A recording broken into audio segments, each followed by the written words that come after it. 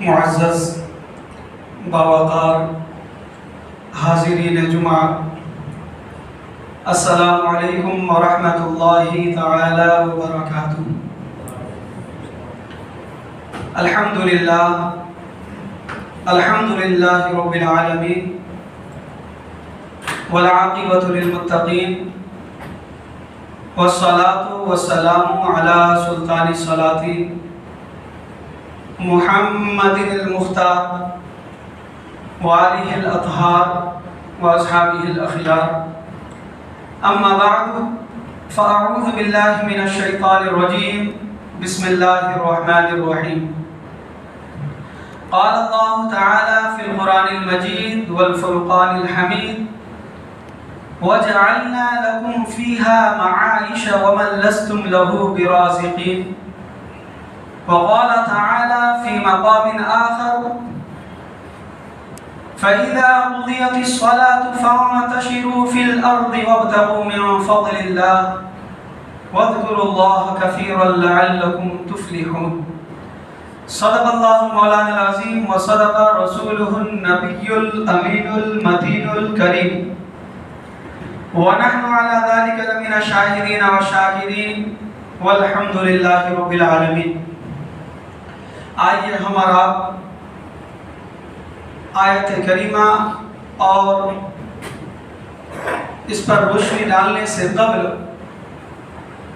اپنے آقا و مولا کونین کے دولہا، کالی زلفوں والے رسول، سنہری جالی والے محبوب، ڈوبتوں کو تیرانے والے پیغمبر، غم کی ہچکیاں لینے والے لوگوں کو زندگی دینے والے نبی، سدرہ سے آگے جانے والے مصطفیٰ، لامکہ کی سیر کرنے والے پیغمبر، مکے اور مدینے کی چٹائی پر بیٹھ کر ساری کائنات کی تقدیر کا فیصلہ کرنے والا اللہ کا محبوب حضور احمد مجتبیٰ محمد مصطفیٰ صلی اللہ علیہ وسلم کی بارگاہ بکس پناہ میں جھوم جھوم کر درود پاک کا ہدیہ نچھاور کریں اور پڑھیں بآواز بلند: اللہم صلی علی سیدنا شفیعنا حبیبنا و مولانا ملجانا محمد بارک وسلم، صلو علیہ صلاۃ و سلام علیکہ یا رسول اللہ صلی اللہ تعالی علیہ وسلم۔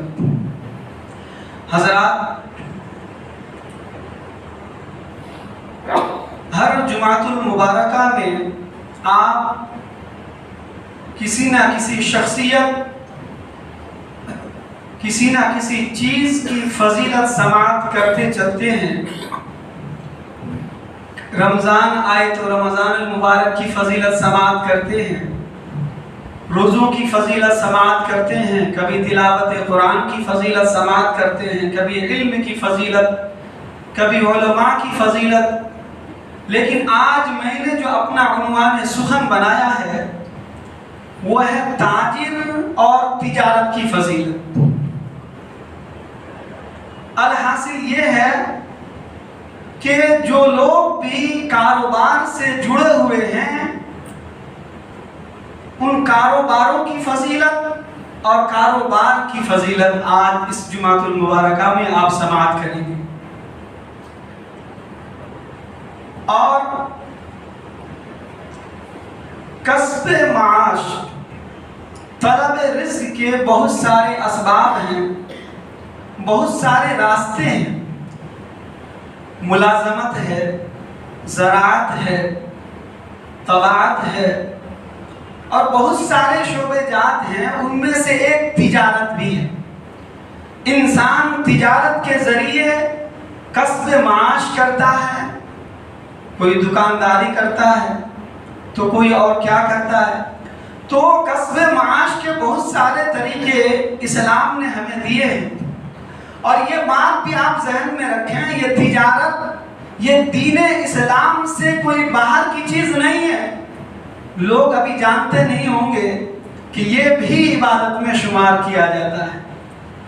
صرف تلاوت قرآن میں ہی ثواب نہیں ہے بلکہ تجارت میں بھی ثواب ہے، جبکہ اصول تجارت آپ کو معلوم ہو، شریعت اسلامیہ نے جو تجارت کے اصول بتائے ہیں، اگر آپ ان اصول و قواعد کو مد نظر رکھتے ہوئے تجارت کرتے ہیں تو رب تبارک و تعالی اس میں بھی آپ کو ثواب عطا فرماتا ہے. اور انشاءاللہ ہم احادیث کی روشنی میں آپ کو بتائیں گے کہ تجارت اور تاجر کی فضیلت کیا ہوتی ہے. میں نے جس آیت کریمہ کی تلاوت کرنے کا شرف حاصل کیا، رب ذوالجلال ارشاد فرماتا ہے وَجَعَلْنَا لَكُمْ فِيهَا مَعَائِشَ وَمَنْ لَسْتُمْ لَهُ بِرَازِقِينَ، اور ہم نے تمہارے لیے اس میں روزیاں کر دی اور وہ کر دیے جنہیں تم رزق نہیں دیتے. یہ کنز الایمان کا ترجمہ ہے. اسی آیت کے تحت اس کی تفسیر اور توضیح کرتے ہوئے صاحب تفسیر سراج الجنان لکھتے ہیں کہ وَجَعَلْنَا لَكُمْ فِيهَا مَعَائِشَ، اور ہم نے تمہارے لیے اس میں زندگی گزارنے کے سامان بنائے. اس آیت مبارکہ کا دو مفہوم ہے، دو معنی ہے. ایک معنی تو یہ ہے کہ اور ہم نے تمہارے لیے زمین پر زندگی گزارنے کے سامان بنائے اور ان جانداروں کو پیدا کیا جنہیں تم رزق نہیں دیتے.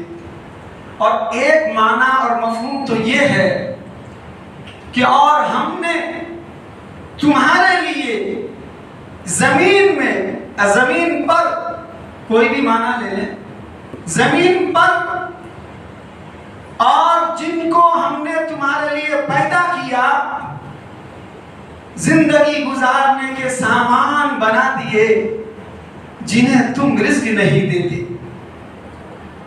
اب یہاں زندگی گزارنے کے سامان سے مراد کیا ہے؟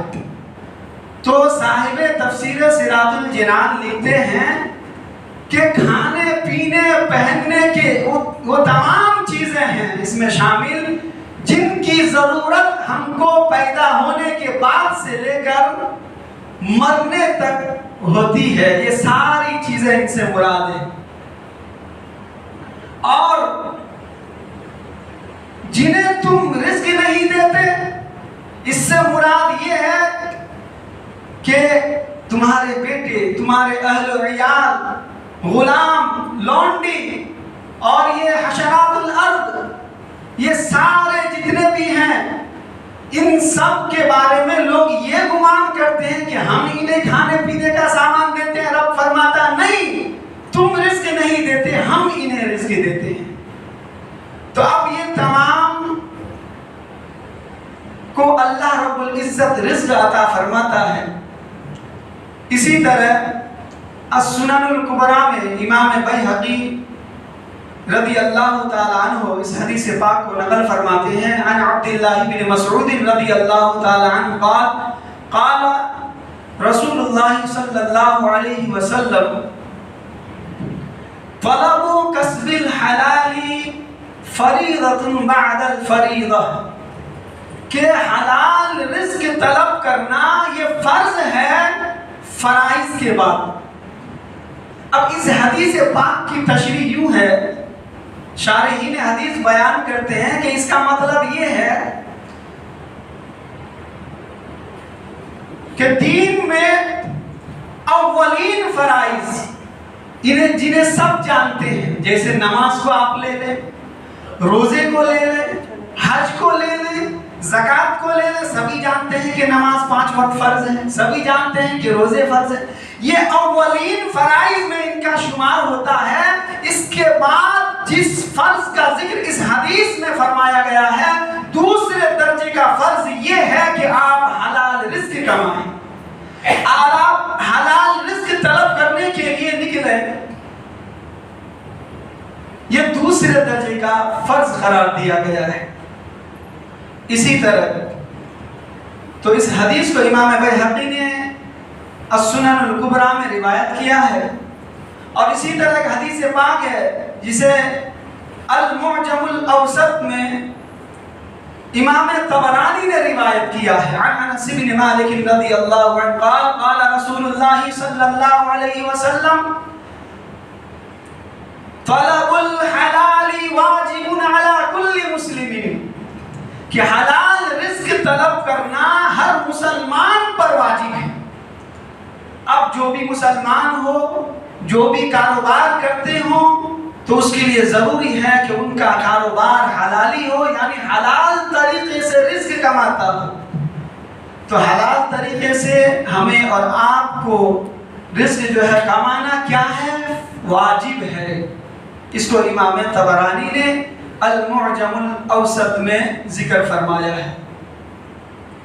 اب آگے چلیں، اللہ رب العزت قرآن مقدس میں سورۃ الجمعہ کے اندر ارشاد فرماتا ہے فَإِذَا قُضِيَتِ الصَّلَاةُ فَانتَشِرُوا فِي الْأَرْضِ، کہ جب نماز مکمل ہو جائے، یعنی جمعے کی نماز پڑھی جا چکی ہو، فَانتَشِرُوا فِي الْأَرْضِ، تو زمین میں پھیل جاؤ، وَابْتَغُوا مِن فَضْلِ اللَّهِ، اور اللہ کا فضل تلاش کرو۔ حضرات، اس آیت کی تفسیر میں امام بغوی تفسیر بغوی میں اس کی تفسیر فرماتے ہیں کہ فَانتَشِرُوا فِي الْأَرْضِ کا مطلب یہ ہے لِلتِّجَارَةِ وَالتَّصَرُّفِ فِي حَوَائِجِكُمْ وَابْتَغُوا مِن فَضْلِ اللَّهِ، یعنی الرِّزْقَ هَذَا أَمْرٌ إِبَاحَةٌ۔ امام بغوی اس آیت کی تفسیر میں فرماتے ہیں کہ رب نے حکم فرمایا کہ جب نماز مکمل ہو جائے جمعے کی تو تم زمین میں پھیل جاؤ۔ کیوں؟ کس کے لیے؟ تجارت کے لیے چلے جاؤ، تم تجارت کے لیے پھیل جاؤ، نکل جاؤ، اور اپنی ضروریات میں لگنے کے لیے نکل جاؤ۔ للتجارت والتصرف فی حوائجکم، اور اپنی ضروریات میں لگنے کے لیے نکل جاؤ۔ وَابْتَغُوا مِن فَضْلِ اللَّهِ، اور اللہ کا فضل تلاش کرو، یعنی الرزق، رزق تلاش کرو اور حلال رزق حاصل کرو۔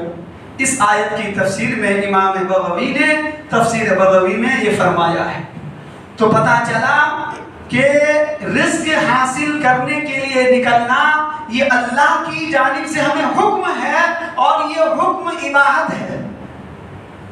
یہ حکم کیا ہے؟ اباحت والا حکم ہے۔ اگر ایسا نہ ہو کہ کوئی جمعے کی نماز پڑھے، گھر میں جا کے آرام سے سو جائے تو وہ گنہگار ہو جائے گا، نہیں، ایسی کوئی بات نہیں ہے۔ آپ جمعے کی نماز ادا کر لیں، لیکن رب کا حکم ہے کہ تم جمعے کی نماز ادا کر لو، پھر جو ہے تجارت کے لیے نکل جاؤ، رزق کی تلاش میں نکل جاؤ۔ یہ حکم اباحت کے طور پر ہے۔ اگر کوئی نہیں بھی نکلتا ہے تو انہیں گناہ کا سامنا نہیں کرنا پڑے گا۔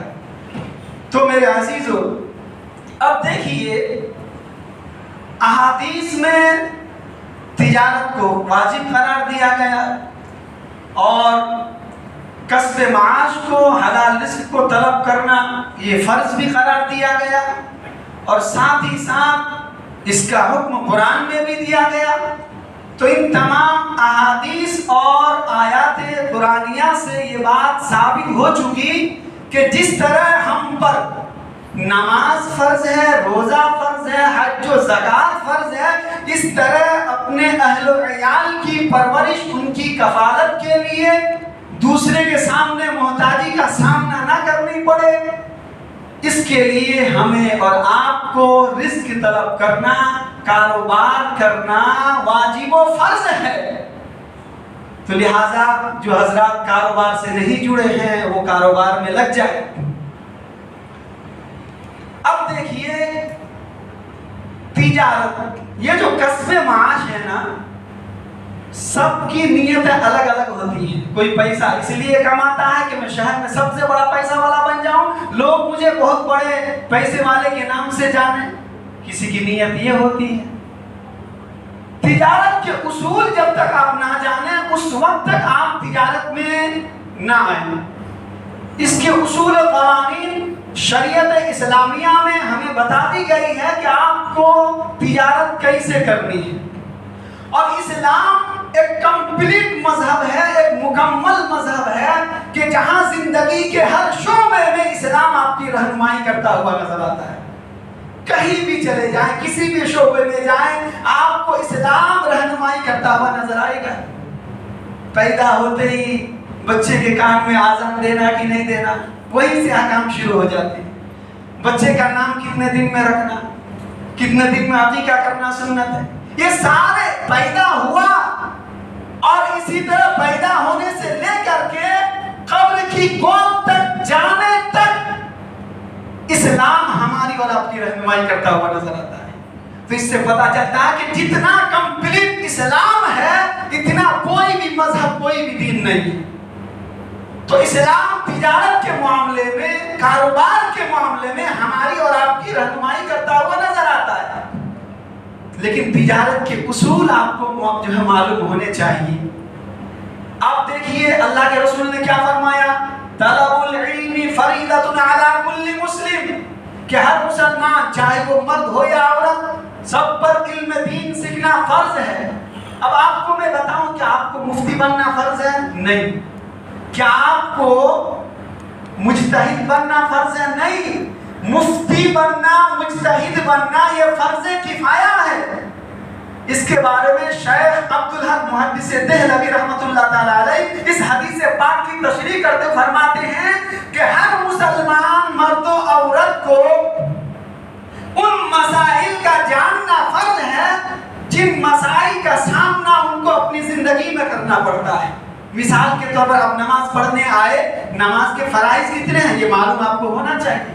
نماز کے واجبات کتنے آپ کو معلوم ہونا چاہیے. نماز میں کتنی رکعتیں ہیں یہ آپ کو معلوم ہونا چاہیے. آپ روزے رکھ رہے ہیں، روزے کے اصول کیا ہے، روزے کب سے کب تک رکھنی ہے، کن چیزوں سے آپ کو پرہیز کرنی، ان مسائل کا آپ کو معلومات رکھنی چاہیے ان مسائل کے بارے میں. اسی طرح حج کیسے کرنی ہے، حج کے ارکان کیا ہیں، زکات کیسے ادا کرنی ہے، کتنے مال میں آدمی صاحب نصاب کہلاتا، یہ سارے مسائل آپ کو جاننی ضروری ہے، فرض ہے. اور اسی طرح تجارت بھی ہے کہ تجارت کے مسائل کیا ہیں. آپ خرید و فروخت کریں گے تو سامان کو کتنے میں خریدیں گے، کتنے میں بیچیں گے، کیسا طریقہ آپ بنائیں گے، اس کے مسائل آپ کو یاد ہونی ضروری ہے.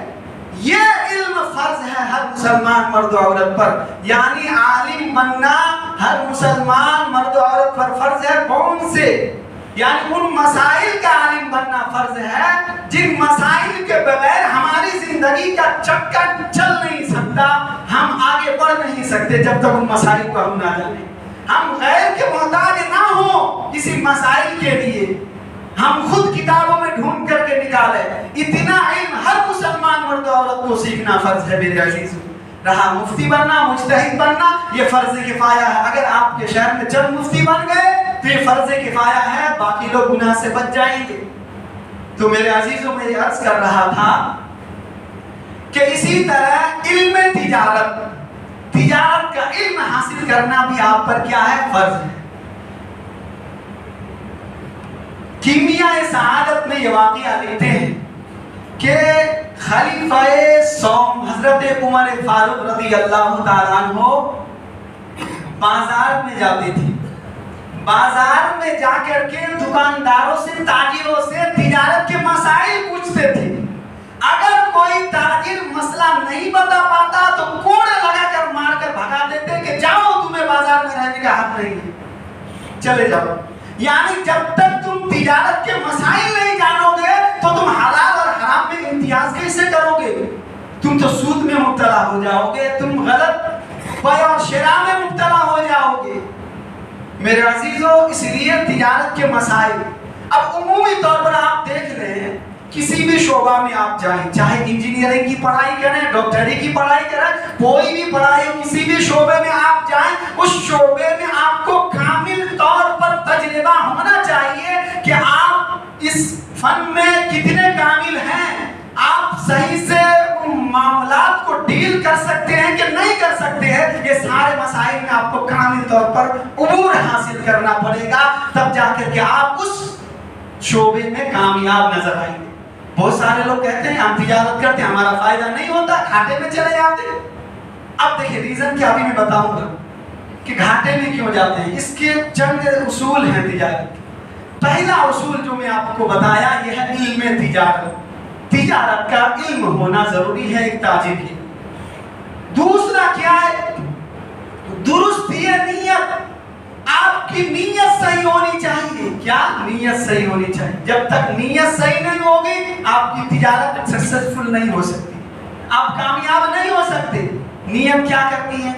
کہ اگر میں کما کر کے منافع حاصل کروں گا تو اس منافع کے ذریعے اپنے اہل و عیال کی جو ہے کفالت کروں گا، اگر میرے کوئی پڑوسی میں غریب ہے تو اس کی مدد کروں گا، کوئی لاچار ہے بیوہ ہے اس کی مدد کروں گا، اگر میرے رشتہ داروں میں کوئی غریب ہے تو اس کی مدد کروں گا، یہ نیت ہونا ضروری ہے۔ اور اگر اللہ نے مجھے بہت زیادہ منافع دیا ہے، بہت زیادہ نفع بخشا ہے، تو میں دین اسلام کی خدمت میں اپنے پیسے خرچ کروں گا۔ جب یہ نیت ہوگی تو اللہ رب العزت آپ کے کاروبار میں، آپ کی رزق میں برکت ہی برکت نازل فرمائے گا۔ تو میرے عزیزو، یہ تو دوسری بات تھی، اور آگے چلیں۔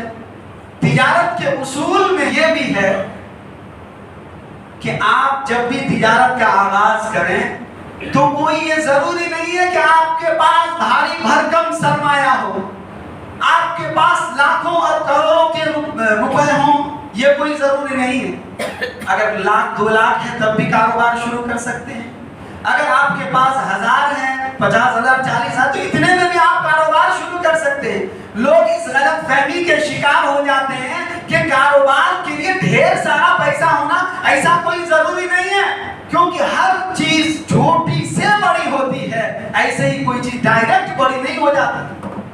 تو چھوٹے کاروباری کیا کرتے معلوم؟ پہلے کرانہ اسٹور لگاتے ہیں، کوئی جو ہے پھل فروٹ کا جو ہے وہ دکان لگاتے ہیں، یہ چھوٹے کاروباریوں میں شمار کیا جاتا ہے۔ اسی طرح پان کا اسٹال لگاتے ہیں، یہ چھوٹے کاروباری اسی طرح دھیرے دھیرے ایک سے دوسرے درجے پر، دوسرے سے تیسرے درجے پر، اس طرح جا کر کے اللہ تعالیٰ انہیں اتنی ترقی دیتا ہے کہ وہ پھر بہت بڑا آدمی بن جاتا ہے۔ لیکن کب؟ جبکہ وہ شریعت اسلامیہ کے اصول اور قواعد کو مد نظر رکھ کر کے یہ کام کرے۔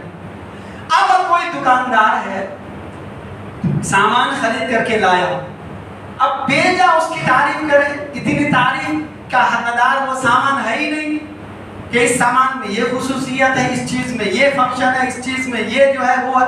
دنیا بھر کی تعریف یہ بھی لغو ہے، یہ بھی بیکار ہے، اس سے بھی آپ کو باز آنا چاہیے۔ جب آپ کوئی چیز خریدیں تو اس چیز کی آپ کو مذمت نہیں کرنی چاہیے۔ تو یہ سارے اصول آپ کو یاد رکھنے ہوں گے۔ اور اسی طرح اگر آپ کے پڑوس میں کوئی دوسرا دکاندار ہے تو اسے حسد جلن نہیں رکھنی چاہیے۔ اسی طرح آپ اپنے کاروبار کو بڑھانا چاہتے ہیں تو آپ کے کسٹمر کے ساتھ آپ کو محبت سے اور بہترین حسن اخلاق کے ساتھ آپ کو پیش آنا چاہیے۔ یہ سارے اسلامی اصول میں داخل ہے۔ اور ویسے بھی اخلاق مسلمان کا ایک عظیم سرمایہ ہے میرے عزیزو۔ ہماری اور آپ کی زندگی ہم کیسے گزاریں، ہماری زندگی کا آئیڈیل جناب محمد رسول اللہ صلی اللہ علیہ وسلم کی ذات ہے میرے عزیزو۔ آقا کریم صلی اللہ علیہ وسلم اعلان نبوت سے پہلے مکے کی گلیوں میں چلتے تھے تو کفار کہا کرتے تھے، یہ نہیں کہتے تھے کہ محمد جا رہے ہیں، کیا کہتے تھے؟ یہ دیکھو صادق جا رہے ہیں، یہ دیکھو امین جا رہے ہیں۔ اللہ تو اللہ کے رسول صلی اللہ علیہ وسلم کو اعلان نبوت سے پہلے مکے والوں نے صادق الوعد الامین کے لقب سے پکارا تھا۔ تو ان کی زندگی ہمارے لیے آئیڈیل ہے میرے عزیزو۔ نبی کریم صلی اللہ علیہ وسلم نے اعلان نبوت سے پہلے 2 مرتبہ تجارت کرنے کے غرض سے جو ہے آپ جو ہے ملک شام کا آپ نے سفر کیا ہے۔ حضرت خدیجہ الکبریٰ رضی اللہ تعالیٰ عنہ کی مال تجارت کو لے کر کے آپ ملک شام 2 مرتبہ گئے ہیں۔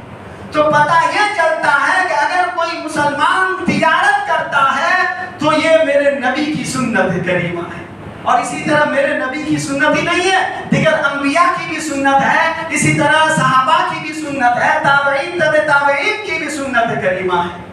لہذا اس سنت کو مضبوطی سے پکڑیں اور جو ہے آگے بڑھنے کی کوشش کریں۔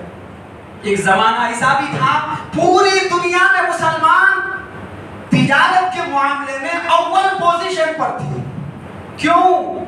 آج کیا سبب ہے کہ مسلمان پیچھے نظر آ رہے ہیں؟ کیوں؟ اس لیے کہ شریعت اسلامیہ کے اصول و قوانین کو ترک کرتے ہوئے مسلمانوں نے تجارت کا راستہ اختیار کیا، اور یہی نتیجہ ہے کہ مسلمان تجارت میں کامیاب نظر نہیں آ رہے میرے عزیز۔ تو لہذا آج ضرورت ہے کہ ہم اسلامی اصول و قوانین کی پابندی کرتے ہوئے تجارت کا راستہ اختیار کریں۔ اب آئیے کہ کسب حلال کی فضیلت کیا ہے۔ حضرت ابو ہریرہ رضی اللہ تعالیٰ عنہ سے مروی ہے کہ آقا کریم صلی اللہ علیہ وسلم نے ارشاد فرمایا کہ جو شخص حلال طریقے سے دنیا حاصل کیا، جس کسی شخص نے حلال طریقے سے دنیا حاصل کیا اور سوال سے بچنے کے لیے، یعنی فقر و تنگدستی میں کی حالت میں اگر کسی کے سامنے ہمیں ہاتھ نہ بڑھانا پڑے، اس سے بچنے کے لیے اور اپنے اہل و عیال کی پرورش اور ان کی کفالت کے لیے اور اپنے غریب پڑوسی پر احسان کرنے کے لیے دنیا حاصل کیا، تو اللہ کے رسول فرماتے ہیں کہ کل قیامت کے دن وہ اللہ تبارک و تعالی سے اس حال میں ملاقات کرے گا کہ اس کا چہرہ 14ویں رات کے چاند کی طرح چمکتا ہوا نظر آئے گا۔ اب دیکھیے، لوگ کہتے ہیں دنیا حاصل کر رہے ہیں، فضول ہے، دین کی طرف آؤ۔ میں کہتا ہوں دنیا حاصل کرنا بھی عبادت ہے، لیکن اس کے لیے آپ کو شرائط کا لحاظ کرنا پڑے گا۔ تجارت یہ حضور کی سنت کریمہ ہے۔ اور آگے چلیں، امام ترمذی اور امام حاکم نے اس حدیث کو نقل کیا ہے۔ اللہ کے رسول فرماتے ہیں کہ سچا امانت دار تاجر کل قیامت کے دن انبیاء، صدیقین اور شہداء کے ساتھ ہوگا۔ آج ہم دنیا میں رہ کر کے یہ دعا کرتے ہوئے نظر آتے ہیں کہ مولا ہمیں مدینے کی زیارت کرا دے، مدینے کی ٹھنڈی ٹھنڈی ہوائیں ہمیں نصیب ہو جائے، وہاں سانس لینے کا موقع ہو جائے۔ لیکن خوش نصیب وہ تاجر جو شریعت اسلامیہ کے مطابق تجارت کرتے ہیں، کاروبار کرتے ہیں۔ اللہ کے رسول فرماتے ہیں کہ سچا امانت دار تاجر کو قیامت کے دن رسول اللہ صلی اللہ علیہ وسلم کے ساتھ ساتھ نبیین کی معیت بھی حاصل ہوگی، صدیقین کی معیت بھی حاصل ہوگی اور شہداء کی معیت بھی حاصل ہوگی۔ اور ایک حدیث پاک جس کو ابن ماجہ نے، امام حاکم نے، امام بیہقی نے بھی روایت کیا ہے، اللہ کے رسول فرماتے ہیں کہ سچا امانتدار مسلمان تاجر کل قیامت کے دن شہداء کے ساتھ ہوگا۔ اب میں آپ سے پوچھنا چاہتا ہوں، جانتے ہیں شہداء کون ہوتے ہیں؟